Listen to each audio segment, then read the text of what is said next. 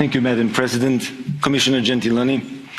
Dear colleagues, it is indeed a great privilege to see that today the Parliament takes one step further in ensuring, first and foremost, the democratic accountability as a solid principle at the core of the largest financial instruments that the EU has ever seen. The Recovery and Resilience Facility marks and will mark for generations that follow a new chapter in the history of our European Union. It is indeed a beautiful symbol of solidarity in one of our darkest times, showing that only united we can emerge more resilient following crises such as the pandemic.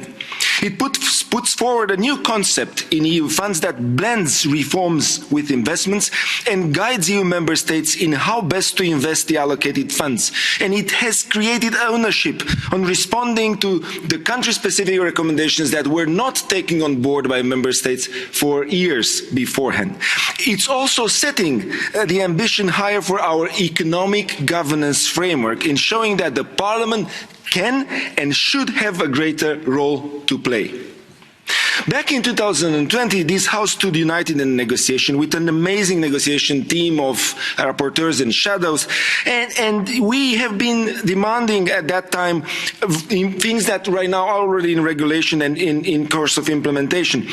And member states have been asked to draft the recovery and resilience plans in a balanced way, including measures on 6 pillars, also demanding from Parliament's side that there will be proper consultations with stakeholders in the drafting and implementation of plans. And as has been underlined by my colleague co-rapporteurs, demanding transparency in how money should be spent, highlighting beneficiaries, creating proper control mechanisms and setting up monitoring tools. We are right now halfway through this facility, which we decided back then when we make it to last until 2023. Where do we stand on the points that we so much defended? Until now, the Parliament had many initiatives to ensure the proper and effective implementation of the facility. We organised, as you well know, several plenary debates, drafted several resolutions, expressing our position on key moments in its evolution, organised much needed recovery and resilience dialogues with Vice President Dombrovskis and Commissioner Gentiloni, and held recurrent RRF working groups meetings and discussions with Commission representatives and civil society organisations. Now, in this initiative that we have today debated related to our own implementation report, it's an analysis on how we see the progress member states registered so far. And together with my dear colleague Siegfried Mureşan from EPP and Eider Gardiazabal from SD, together with all the shadows, we produce an extensive analysis on the current state of play.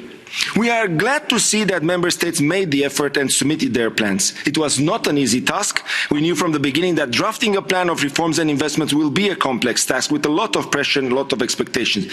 We are glad that almost all plans managed to obtain approval, but do not forget, a plan must never be approved at any cost. Always remember that EU values are essential, non-negotiable, and they must set the foundation of each action, project, reform or investment that uses EU funds. The plans are much more than paperwork to justify the money. The plans in several member states are the roadmap to development, to further expand and develop their economies. The plans are the ways to launch important social reforms. The plans are important steps in being sure that children and youth are taken care with enough attention. We have read many good ideas in the plans. We have seen investment that could easily be scaled up in other member states.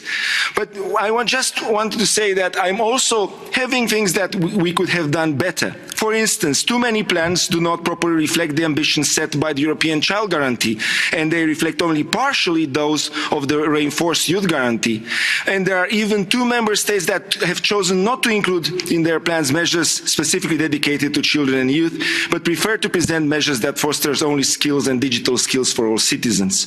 We are living in challenging times which require both unity and flexibility. Unity also means inclusiveness, and member states did little or not too much to include local and regional authorities, civil society organizations, social partners, academia or other relevant stakeholders in the design of the plans. Governments have now the chance, the opportunity to prove that the implementation implementation of the plans is done together with the stakeholders in order to involve them in the implementation and monitoring based on clear and transparent principles. And then flexibility. The current situation in Ukraine is having a heavy impact on energy prices and the need to strengthen this energy security. All these elements can be achieved through Repower EU, a necessary instrument to which member states will be able to add in their plans measures to achieve energy sovereignty and independence. Finally, and I would like to end here, we need to choose if the RRF will be just a story or a legacy. And I think that right now the Parliament is doing that, and we are doing since we started working on the RRF, and all this work can be continued if the Parliament gains an increased role in future EU initiatives. Thank you so much.